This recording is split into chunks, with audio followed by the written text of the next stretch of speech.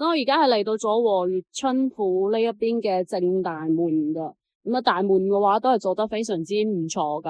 而家賣緊嘅話就係我哋移動嘅。咁呢一邊嘅話就係我哋個香港直通巴士嘅上落站啦。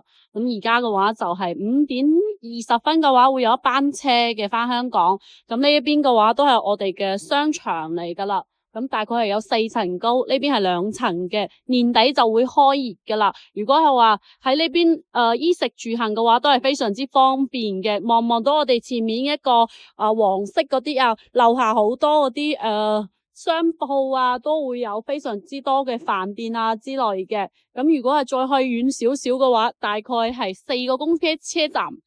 大概遠少少嘅話，呢條我哋中山路一直往前嘅話，4個公交車站就可以到達我哋 Coco City 啦。所以周邊嘅話，生活嘅話係非常之方便嘅。而且呢個樓盤嘅話，而家佢仲搞緊活動嘅，首付3萬蚊就可以上會啦。